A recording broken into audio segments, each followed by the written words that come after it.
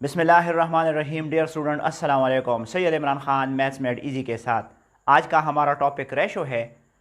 Ratio जिसको उर्दू में शरह कहते हैं, यानी दो क्वांटिटीज़ अगर आपके पास है तो उसके दरमियान एक रिलेशन को हम कैसे ज़ाहिर करते हैं। तो इसकी जो डिफिनेशन है वो देखते हैं और उस पर चंद एग्जांपल्स वो भी मैं आपको करता हूँ। तो स्टार्ट लेते हैं इसकी डिफिनेशन से। A relation between two quantities of the same kind.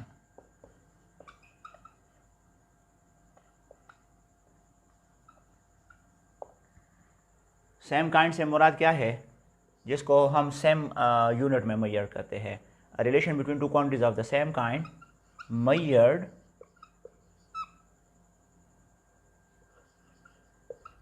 in same unit is called a ratio। यानी अगर आपके पास दो क्वांटिटीज़ है और उसके दरमियान आप एक ताल्लुक़ बनाना चाहते हो, तो ये दोनों क्वांटिटीज़ जो है ये सेम काइंड की हो, यानी इसको आप सेम यूनिट में मेजर करेंगे। अगर 1 किलोग्राम में है तो दूसरा भी किलोग्राम में होगा, अगर 1 मीटर में है तो दूसरा भी मीटर में होगा, अगर 1 सेंटीमीटर में है तो दूसरा भी सेंटीमीटर में होगा। इसी तरह अगर 1 सेकंड में है तो अगला भी सेकंड में होगा।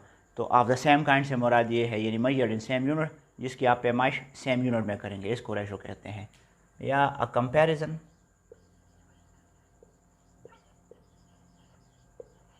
comparison between two quantities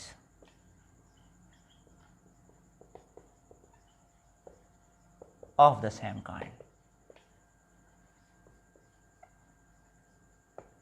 ठीक है, तो इसका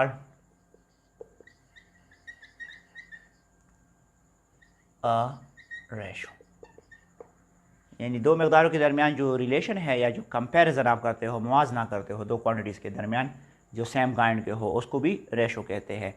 तो फ़र्ज़ कर हमारे पास दो क्वांटिटीज़ है, एक ए है और एक बी है, तो इसको हम यूँ लिखेंगे कि if A and B are two quantities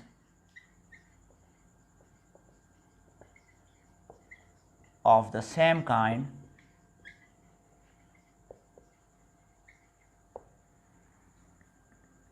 and b is not equal to 0, then in ratio form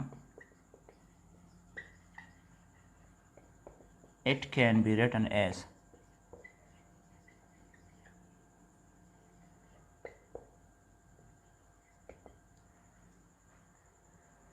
ए और बी। आपके पास दो क्वांटिटीज़ है सेम काइंड के जिसमें बी ज़ीरो के बराबर नहीं है, तो इसको आप रेशो फॉर्म में किस तरह लिखेंगे? A ratio B. And in fraction form इसको अगर आप फ्रैक्शन फॉर्म में लिखना चाहो, and in fraction form it can be written as a over b. याद रखें कि जब भी आपके पास दो क्वांटिटीज़ है ए और बी, इसमें सेकंड जो रेशो में जो सेकंड एलिमेंट है इसका ज़ीरो के बराबर ना होना ज़रूरी है, क्योंकि any number divide by zero undefined form बनता है। तो इसलिए हम यहाँ पे कहते हैं कि where B is not equal to zero. So if A and B are two quantities of the same kind and B is not equal to zero, then in ratio form it can be written as A ratio B and in fraction form A over B. ठीक है, तो ए ratio B में याद रखें कि इसमें जो first element है इसको एंटीसीडेंट कहते हैं, एंटीसीडेंट, और जो सेकंड एलिमेंट है इसको कॉन्सिक्वेंट कहते हैं।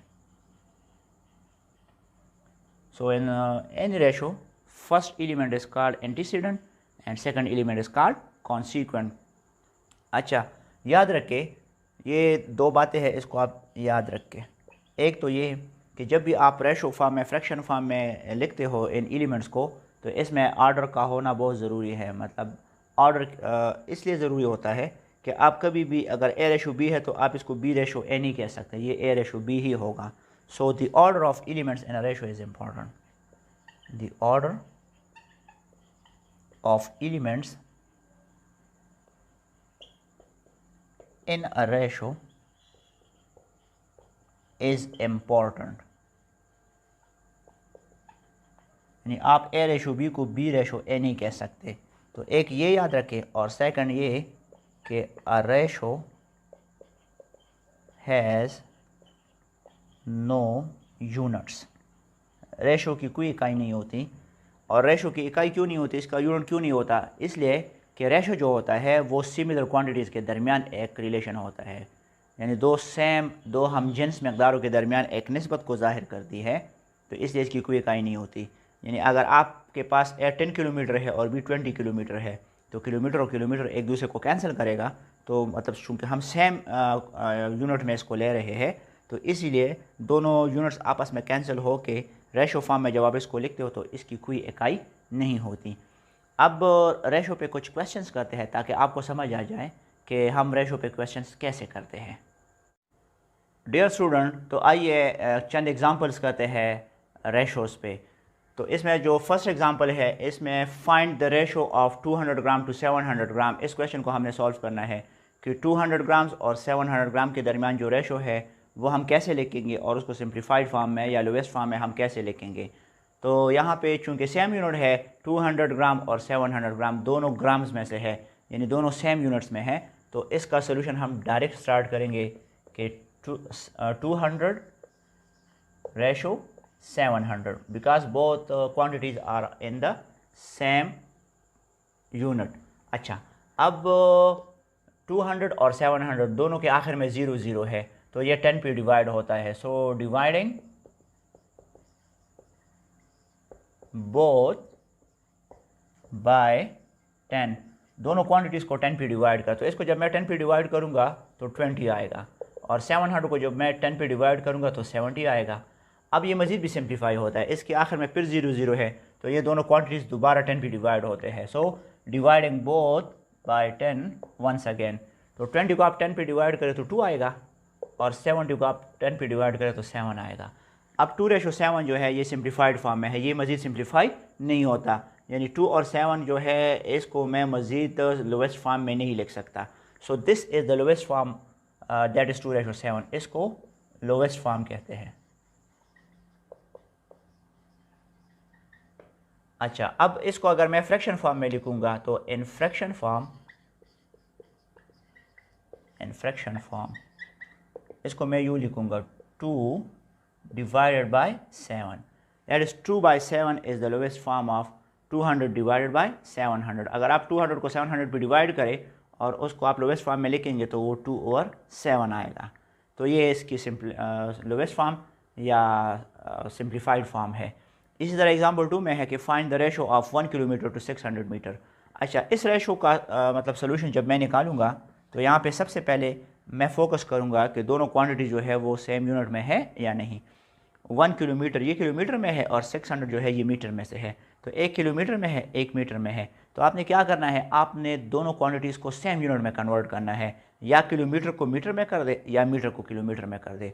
तो किलोमीटर को मीटर में कन्वर्ट करने के लिए मैंने kilo means 1000, so 1 kilometre means 1 multiply by 1000 metre. तो इसको जब मैं मीटर में कन्वर्ट करूँगा और आगे ये भी मीटर में से है, तो इसको फिर मैं फ्रैक्शन फॉर्म में आसानी से लिख सकता हूँ और उसका सोल्यूशन भी निकाल सकता हूँ। तो सबसे पहले 1 kilometre is equal to 1 multiply by kilo means 1000, so 1000 metre, that is 1 multiply by 1000 is 1000 metre. अच्छा, अब स्टार्ट लेते हैं किस तरह। 1 किलोमीटर को मैंने मीटर में कन्वर्ट कर दिया है जो कि 1000 मीटर है, तो 1000 मीटर और आगे है 600। अब दोनों मीटर्स में से है, तो मीटर्स में से है तो ये मतलब सेम क्वांटिटीज़ में कन्वर्ट हो चुके हैं। तो अब इसको सिंप्लीफाइड फॉर्म में हम लिखते हैं। 1000 के आखिर में भी 0 है, 600 के आखिर में भी 0 है, सो डिवाइडिंग बोथ बाय 10, दोनों को 10 पे डिवाइड करें तो यहाँ पे 100 आएगा, एक 0 कैंसिल होगा, यहाँ पर भी एक 0 कैंसिल, तो 60 आएगा। दोनों के आखिर में फिर 0 0 है, यहाँ पर भी 0 है, यहाँ पर भी 0 है। So again dividing both by 10, दोनों को फिर 10 पे डिवाइड करें, so this will be equal to 100 को 10 पे डिवाइड करें तो 10, 60 को 10 पे डिवाइड करें तो 6। 10 और 6 ये दोनों 2 पे डिवाइड होते हैं further, so dividing both by 2। इस दफ़ा 2 पे डिवाइड करें, सो वी विल गेट 10 को आप 2 पे डिवाइड करें तो 5, 6 को आप 2 पे डिवाइड करें तो 3, that is 10 divided by 2 is equal to 5, 6 divided by 2 is equal to 3। 5:3 is a simplified form. ये मजीद सिंप्लीफाइड फॉर्म में हम नहीं लिख सकते, यानी मतलब इसको मजीद में लोवेस्ट फॉर्म में नहीं लिख सकता। So 5:3 is the lowest form of 1 kilometre to 600 metre. और इसको अगर मैं फ्रैक्शन फॉर्म में लिखूंगा तो इन फ्रैक्शन फॉर्म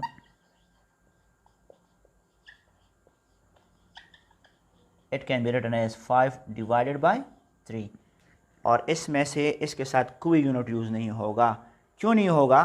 क्योंकि जहाँ पे इसको मैं मीटर में कन्वर्ट कर चुका हूँ, ये भी मीटर में से है, ये भी मीटर में से है। तो जब इसको मैंने इब्तिदा में स्टार्ट किया था तो 1000 मीटर और डिवाइडेड बाय 600 मीटर, तो मीटर मीटर के साथ कैंसिल, एक 0 0 के साथ कैंसिल, दूसरा 0 के साथ कैंसिल।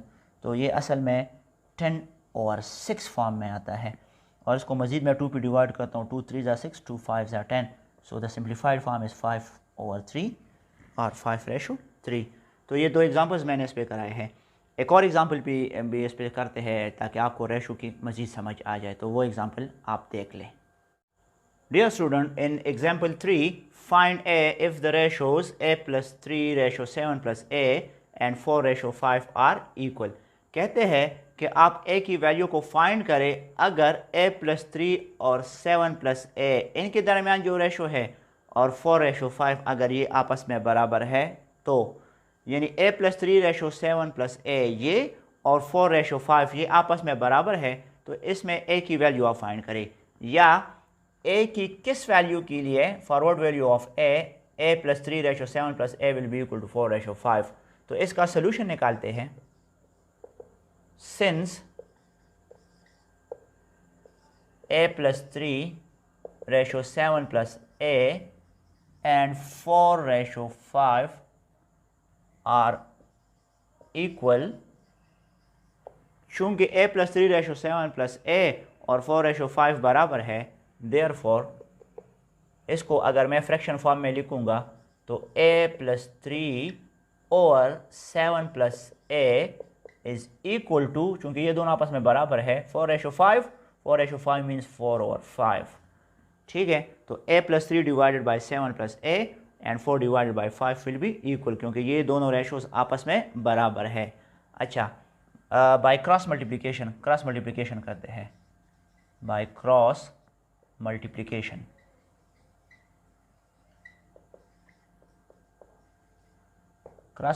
में हम क्या करते हैं, 5 को मल्टीप्लाई करेंगे A+3 के साथ और 4 को मल्टीप्लाई करेंगे 7+A के साथ। That is 5 will multiply with A+3 and this will be equal to 4 multiplied by 7+A।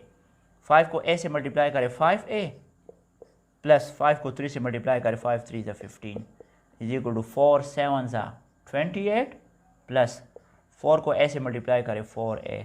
Variables जितनी भी है उसको एक साइड पे करें, कांस्टेंट को दूसरे साइड पे करें। तो 5A प्लस 4A को राइट से लेफ्ट की तरफ शिफ्ट करें, प्लस है तो यहाँ आके ये माइनस हो जाएगा, और राइट साइड पे 28 है, प्लस 15 को इधर शिफ्ट करें तो -15।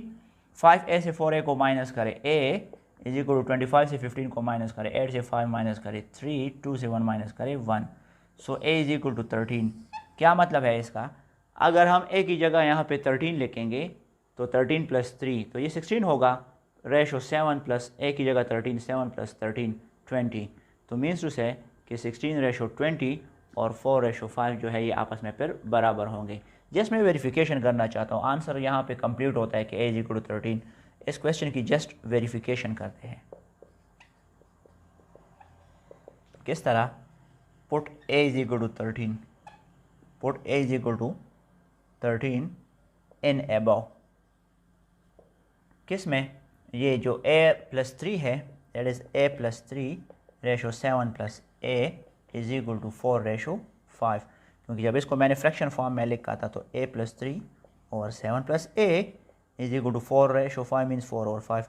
A की जगह 13 पुट करें तो 13 + 3 और 7 + 13 बिकॉज A इज 13। तो A की जगह 13 + 3 डिवाइड बाई 7 प्लस A की जगह 13 इज इक्वल टू 4:5 मीन्स 4/5।